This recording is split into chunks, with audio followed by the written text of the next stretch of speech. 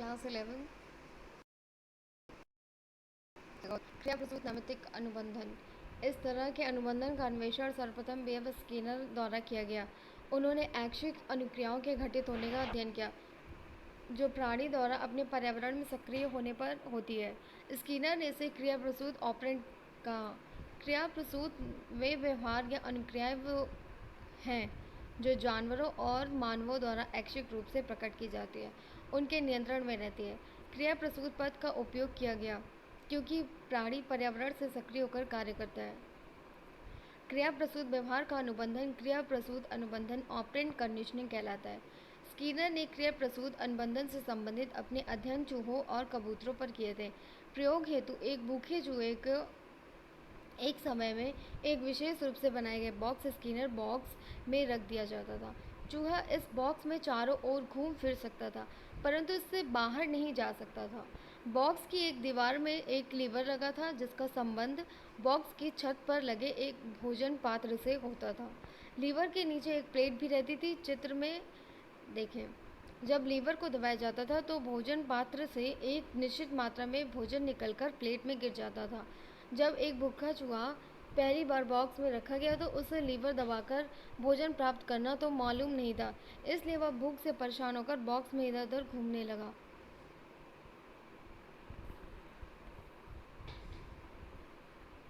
और दीवारों को पंजों से खरोंचने लगा। अन्वेषी व्यवहार। इस तरह खोजबीन करते हुए संयोग से एक बार उसे लीवर दब गया। लीवर के दबते ही प्लेट में खाना गिर गया और चूहे ने उसे खा लिया। अगले प्रयास में कुछ क्षणों के पश्चात वह अन्वेषी व्यवहार पुनः प्रारंभ हुआ। जैसे जैसे प्रयासों की संख्या बढ़ती गई, चूहे को बॉक्स में रखने और उसके द्वारा लीवर दबाने के बीच का समय अंतराल घटता गया। अनुबंधन पूर्ण हो जाता जब स्किनर बॉक्स में रखते ही चूहा लीवर दबाकर भोजन प्राप्त कर लेता। यहाँ यह स्पष्ट है कि लीवर दबाने की अनुक्रिया क्रिया प्रसूत अनुक्रिया है जिसका परिणाम भोजन प्राप्ति है। चित्र 6.2 स्किनर बॉक्स। इस प्रयोग में हम देखते हैं कि लीवर दबाने की अनुक्रिया भोजन प्राप्त करने की निमित्त है, इसलिए इस प्रकार के अधिगम को नैमित्त अनुबंधन इंस्ट्रूमेंटल कंडीशनिंग भी कहा जाता है। हमें अपने दैनिक जीवन में नैमित्तिक अनुबंधन के अनेक उदाहरण मिलते हैं। घरों में बच्चे अपनी माँ के न रहने पर मिठाई के लिए उस स्थान को खोजने का कार्य करते हैं जहाँ जार में मिठाई छिपाकर रखी गई और मिठाई खा लेते हैं। बच्चे जिससे कुछ पाना चाहते हैं उसे अत्यंत विनम्रता से बात करते हैं। विभिन्न प्रकार के यंत्रों जैसे रेडियो, टीवी, कैमरा को चलाना हम नैमित्तिक अनुबंधन के सिद्धांत के आधार पर ही सीखते हैं। वस्तुतः अपने वांछित उद्देश्य को पाने के लिए मनुष्य नैमित्तिक अनुबंधन द्वारा बहुत से कार्य संपादित करने वाले संक्षिप्त तरीके से सीख लेते हैं। क्रिया प्रसूत अनुबंधन के निर्धारक। आपने ध्यान दिया कि क्रिया प्रसूत या नैमित्तिक अनुबंधन अधिगम एक प्रकार का जिसमें एक परिणाम से व्यवहार को सीखा जाता है, बनाए रखा जाता है अथवा उसमें परिवर्तन किया जाता है। ऐसे परिणाम को प्रबलक रेनफोर्सर कहा जाता है। प्रबलक ऐसा कोई भी उद्दीपक या घटना जो किसी वांछित अनुक्रिया के घटित होने की संभावना को बढ़ाता है। प्रबलक की अनेक विशेषताएं होती हैं जो अनुक्रिया की दिशा व शक्ति को निर्धारित करती है। प्रबलक की मुख्य विशेषताओं में इसका प्रकार, धनात्मक अथवा ऋणात्मक संख्या या आवृत्ति, गुणवत्ता, उच्च अथवा निम्न और अनुसूची, सतत अथवा आंशिक आदि है। प्रबलक की ये सभी विशेषताएं क्रिया प्रसूत अनुबंधन को प्रभावित करती हैं। अनुबंधित की जाने वाली अनुक्रिया या व्यवहार का स्वरूप दूसरा कारक जो इस प्रकार के अधिगम को प्रभावित करता है। अनुक्रिया के घटित होने और प्रबलन के बीच का अंतराल भी क्रिया प्रसूत अधिगम को प्रभावित करता है। आइए इनमें से कुछ कारकों का विस्तृत परीक्षण करें। प्रबलन के प्रकार। प्रबलन धनात्मक अथवा ऋणात्मक हो सकता है। धनात्मक प्रबलन में वे उद्दीपक शामिल होते हैं जिनका परिणाम सुखद होता है। धनात्मक प्रबलन जिस नैमित्तिक अनुक्रिया से प्राप्त होते हैं उसे दृढ़ करता है और बनाए रखता है। धनात्मक प्रबलक आवश्यकता की पूर्ति करते हैं जिनमें भोजन, पानी, तमगा, प्रशंसा, धन, प्रतिष्ठा, सूचनाएं आदि शामिल हैं। ऋणात्मक प्रबलक अप्रिय एवं पीड़ादायक होती है। प्राणियों की ऐसी अनुक्रियाएं जो उन्हें पीड़ादायक उद्दीपकों से छुटकारा दिलाती हैं उनसे दूर रहने और बच निकलने के लिए पथ प्रदर्शन करती हैं, ऋणात्मक प्रबलन प्रदान करती है। इस प्रकार ऋणात्मक प्रबलन परिहार अनुक्रिया अथवा पलायन अनुक्रिया करना सिखाते हैं। उदाहरण के लिए दुखदायी ठंड से बचने के लिए व्यक्ति ऊनी कपड़े पहनना, लकड़ी जलाना,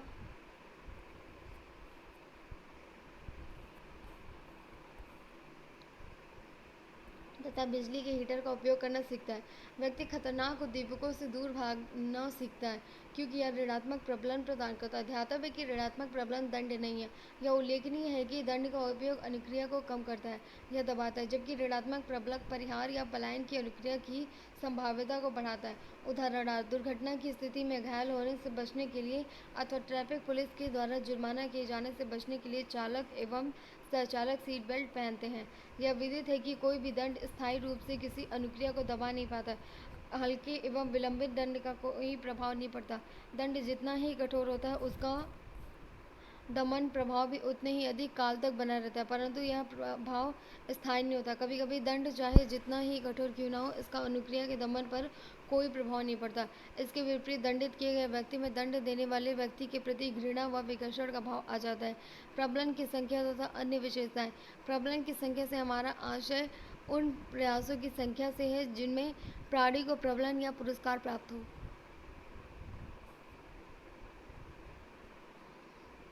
प्रबलन की मात्रा से आशय प्रबलित करने वाले उद्दीपक, भोजन या पानी या पीड़ादायक कारक की तीव्रता की कितनी मात्रा को प्रत्येक प्रयास में प्राणी प्राप्त करता है। प्रबलन की गुणवत्ता से तात्पर्य प्रबलक के प्रकार से है। मटर का दाना या ब्रेड का टुकड़ा, किशमिश या केक की तुलना में निम्न गुणवत्ता वाला प्रबलक है। नामितिक अनुबंधन की गति साधारणतः उतनी ही बढ़ती है जितनी प्रबलनों की संख्या, मात्रा और गुणवत्ता बढ़ती है।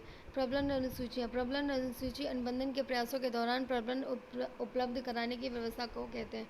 प्रत्येक प्रबलन अनुसूची अनुबंधन की दिशा को अपने अपने ढंग से प्रभावित करती है।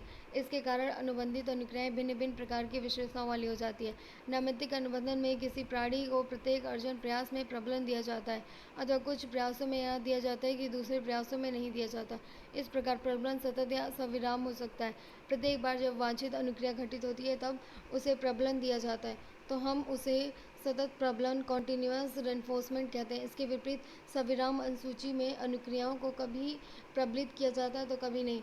इसे हम आंशिक प्रबलन पार्शियल रेनफोर्समेंट कहते हैं। यह पाया गया कि आंशिक प्रबलन सतत प्रबलन की अपेक्षा में विलोप के प्रति ज़्यादा विरोध पैदा करता है। विलंबित प्रबलन।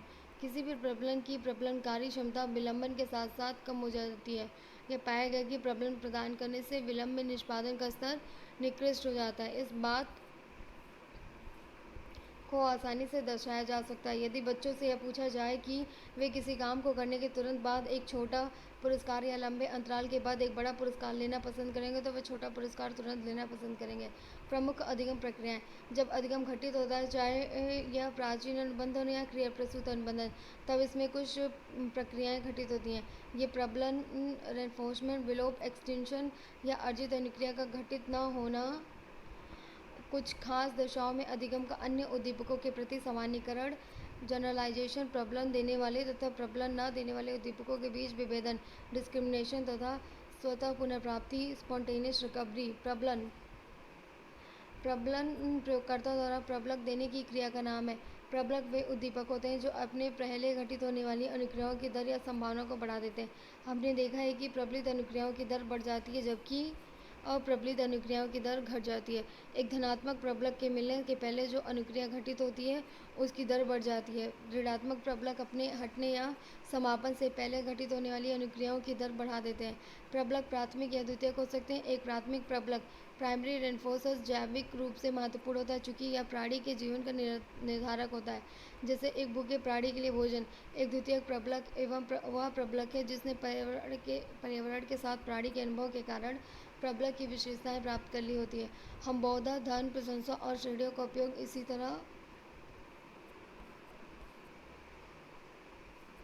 तरह के प्रबलक के रूप में करते हैं। इन्हें द्वितीयक प्रबलक, सेकेंडरी रेनफोर्सर कहते हैं। प्रबलकों के नियमित उपयोग से वांछित अनुक्रिया प्राप्त हो सकती है। ऐसी अनुक्रिया की रचना वांछित अनुक्रिया के निरंतर अनुमानों के प्रबलन द्वारा होती है। विलोप। विलोप का तात्पर्य अधिगत अनुक्रिया के लुप्त हो जाने से, जो प्रबलन को परिस्थिति से हटा लेने के कारण होती है, जिसमें अनुक्रिया घटित हुआ करती है। प्राचीन अनुबंधन में अनुबंधित उद्दीपक अनुक्रिया CSCR के घटित होने के बाद अनुबंधित उद्दीपक US घटित न हो, या लीवर दबाने के बाद स्किनर बॉक्स में यदि भोजन ना मिले तो इन सब स्थितियों से सीखा हुआ व्यवहार क्रमशः दुर्बल हो जाता है और अंत में लुप्त हो जाता है। अधिगम की प्रक्रिया विलोप का प्रतिरोध रेसिस्टेंस एक्सटेंशन भी प्रदर्शित करती है। इसका तात्पर्य है कि सीखी हुई अनुक्रिया प्रबलित न होकर कुछ भी समय तक होती रहती है, तथापि बिना प्रबलन वाले प्रयासों की संख्या बढ़ने के साथ साथ अनुक्रिया का बल धीरे धीरे क्षीण होता जाता है और अंततः अनुक्रिया बंद हो जाती है। कोई सीखी गई अनुक्रिया कितने समय तक विलोप या प्रतिरोध प्रदर्शित करेगी, यह कई कारकों पर निर्भर करता है। यह पाया गया कि सीखते समय प्रबलित प्रयासों की संख्या बढ़ने के साथ विलोप का प्रतिरोध बढ़ता है और अधिगत अनुक्रिया सबसे ऊंचे स्तर पर पहुंचती है। इस स्तर पर उपलब्धि स्थिर हो जाती है। इसके बाद प्रयासों की संख्या का अनुक्रिया के बल पर कोई प्रभाव नहीं पड़ता। विलोप का प्रतिरोध अर्जन प्रयासों के दौरान प्रबलनों की संख्या बढ़ने के साथ बढ़ता है। इस विधि से ऊपर प्रबलनों की संख्या बढ़ने पर विलोप का प्रतिरोध घटता है। अध्ययनों से यह पता चलता है कि जैसे जैसे अर्जन प्रयासों के दौरान प्रबलन की मात्रा भोज पदार्थ की संख्या बढ़ती है, विलोप का प्रतिरोध घटता है। यदि अर्जन प्रयासों के दौरान प्रबलन विलंब से मिले तो विलोप का प्रतिरोध बढ़ता है। प्रत्येक अर्जन प्रयास में प्रबलन सीखी हुई अनुक्रिया को विलोप के प्रति कम प्रतिरोधी बना देता है। इसके विपरीत अर्जन के समय रुक रुक कर या आंशिक प्रबलन देना सीखी गई अनुक्रिया को विलोप के प्रति सामाजिक प्रतिरोधी बना देता है। सामान्यीकरण तथा विभेदन सामान्यीकरण जनरलाइजेशन तथा विभेदन डिस्क्रिमिनेशन की प्रक्रियाएं हर प्रकार के अधिगम में पाई जाती हैं, तथापि इनका विस्तृत अध्ययन अनुबंधन के संदर्भ में किया गया। मान लीजिए एक प्राणी को अनुबंधित उद्दीपक प्रकाश या घंटी की ध्वनि प्रस्तुत करने पर अनुबंधित अनुक्रिया लार स्राव या कोई अन्य प्रतिवर्ती अनुक्रिया प्राप्त करने के लिए अनुबंधित किया गया। अनुबंधन स्थापित हो जाने के बाद जब अनुबंधित उद्दीपक के समान कोई दूसरा उद्दीपक जैसे टेलीफोन का बजना प्रस्तुत किया जाए तो प्राणी इसके प्रति अनुबंधित अनुक्रिया करता है। समान उद्दीपकों के प्रति समान अनुक्रिया करने के इस गोचर को सामान्यीकरण कहते हैं। दोबारा मान लीजिए कि एक बच्चा एक खास आकार और आकृति वाले उस जार की जगह को जान गया जिसमें मिठाइयाँ रखी जाती है। जब माँ पास में नहीं रहती तो भी बच्चा जार को खोज लेता और मिठाई प्राप्त कर लेता। यह एक अधिगत क्रिया प्रस्तुत है। अब मिठाइयाँ एक दूसरे जार में रख दी गई जो एक भिन्न आकार तथा आकृति का है और रसोई घर में दूसरी जगह रखा हुआ है। माँ की अनुपस्थिति में बच्चा जार को ढूंढ लेता और मिठाई प्राप्त कर लेता है। यह भी सामान्यीकरण का उदाहरण है। जब एक सीखी हुई अनुक्रिया की एक नए उद्दीपक से प्राप्ति होती है तो उसे सामान्यीकरण कहते हैं। एक दूसरी प्रक्रिया को सामान्यीकरण की पूरक विभेदन कहलाती है। सामान्यीकरण समानता के कारण होता है जबकि विभेदन भिन्नता के प्रति अनुक्रिया होती है। उदाहरणार्थ मान लीजिए कि एक बच्चा काले कपड़े पहनने व बड़ी मूंछों वाले व्यक्ति से डरने की अनुक्रिया से अनुबंधित है। बाद में वह जब एक नए व्यक्ति से मिलता है तो काले कपड़े में और दाढ़ी रखे हुए तो बच्चा भयभीत हो जाता है। बच्चे का भय सामान्यीकृत है। वह दूसरे अपरिचित से मिलता है जो दूसरे कपड़ों में और दाढ़ी मूछ रही थे तो बच्चा नहीं डरता। यह विभेदन का एक उदाहरण। सामान्यीकरण होने का तात्पर्य विभेदन की विफलता है। विभेदन की अनुक्रिया प्राणी में विभेदक क्षमता का या विभेदन के अधिगम पर निर्भर करता है। स्वतः पुनर्प्राप्ति किसी अधिगत अनुक्रिया के विलोप होने के बाद होती है। मान लीजिए एक प्राणी प्रबलन प्राप्त करने के लिए एक अनुक्रिया करना सीखता है। इसके बाद अनुक्रिया विलुप्त हो जाती है और कुछ समय बीत जाता है। यहाँ पर एक प्रश्न पूछा जाता है कि क्या अनुक्रिया पूरी तरह विलुप्त हो चुकी है और अनुबंधित उद्दीपक प्राप्त करने पर अनुक्रिया घटित नहीं होगी। यह पाया गया कि काफ़ी समय बीत जाने के बाद सीखी हुई अनुबंधित अनुक्रियाओं का पुनरुद्धार हो जाता है और वह अनुबंधित उद्दीपक के प्रति घटित होती है। स्वतः पुनर्प्राप्ति की मात्रा विलोप के बाद बीती हुई समयावधि पर निर्भर करती है। यह अवधि जितनी अधिक होती है अधिगत अनुक्रिया की पुनर्प्राप्ति उतनी अधिक होती है। ऐसी पुनर्प्राप्ति स्वाभाविक रूप से होती है। चित्र 6.3 स्वतः पुनर्प्राप्ति की घटना को प्रस्तुत करता है। स्वतः पुनर्प्राप्ति की घटना परीक्षण आधार रेखा विश्राम अनुबंधित अनुक्रिया की प्रबलता 1 अर्जन अनुबंधित प्लस अनानुबंधित उद्दीपक 2 विलोप केवल अनुबंधित उद्दीपक 3 स्वतः पुनर्प्राप्ति केवल अनुबंधित उद्दीपक।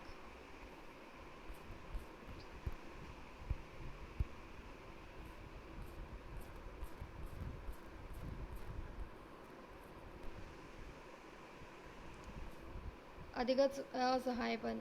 यह एक रोचक गोचर है जो दो तरह के अनुबंधों के बीच अंतःक्रिया का परिणाम है।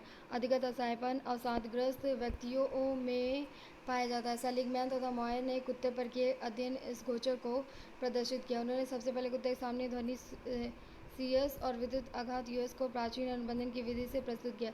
पशु को आघात से पलायन या परिहार का कोई अवसर नहीं दिया गया। इन दोनों युग्म कई बार दोहराया गया। इसके बाद कुत्तों को क्रिया प्रस्तुत अनुबंधन की विधि के अंतर्गत आघात प्रस्तुत किया गया। इससे कुत्ते आघात से पलायन कर सकते थे यदि वे अपना सिर दीवार पर दबाए।